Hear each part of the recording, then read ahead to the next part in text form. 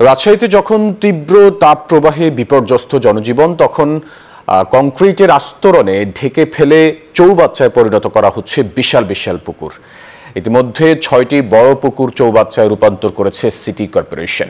নগরবাসী বলছেন, উন্নয়ন প্রকল্পের নামে বড় পুকুরগুলো গলা টিপে হত্যা করা হচ্ছে।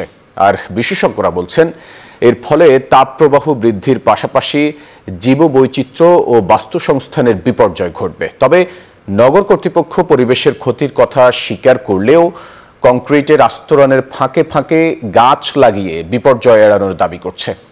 রাজশাহী থেকে রঞ্জু মাহমুদের ছবি ও মতিউর মর্তুজার তথ্যে ডেস্ক রিপোর্ট।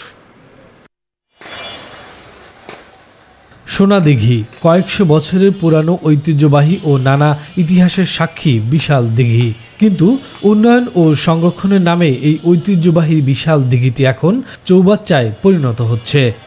ডমেক্স টয়লেট রাখে ফ্রেশ 100 ফ্ল্যাশ পর্যন্ত, তাই ব্যবহার করুন ডমেক্স ফ্রেশ গার্ড। কংক্রিটের আস্তরণে ঢেকে ফেলায় দেখে বোঝার উপায় নেই এটা একসময় বিশাল দিঘি ছিল। শুধু সোনাদিঘি নয়, শহরের আরো 5টি বড় বড় পুকুরের অবস্থা একই রকম।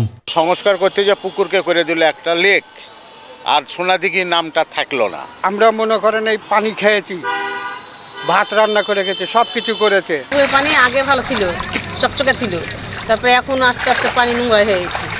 বিশেষজ্ঞরা বলছেন, সিটি কর্পোরেশনের এমন কাণ্ডে জীববৈচিত্র্যে চরম বিপর্যয় ঘটবে, সেই সাথে তাপপ্রবাহ আরও বৃদ্ধি পাবে। 15-20 বছর আগে আমরা যে আনপ্ল্যান আরবানাইজেশন শুরু করেছি বা নগরায়ণ শুরু করেছি, তার ফল আজকে এই আরবান এলাকাগুলো হিট আইল্যান্ডে পরিণত হয়েছে। পুকুরের তীর ভরাট করে, মানে কংক্রিট দিয়ে ভরাট করা সলিউশন না, এটা কিভাবে প্রাকৃতিক উপায়ে সংরক্ষণ করা যায়, এই কাজগুলো করার আগে অবশ্যই এনভায়রনমেন্টাল ইম্প্যাক্ট অ্যাসেসমেন্ট করা উচিত।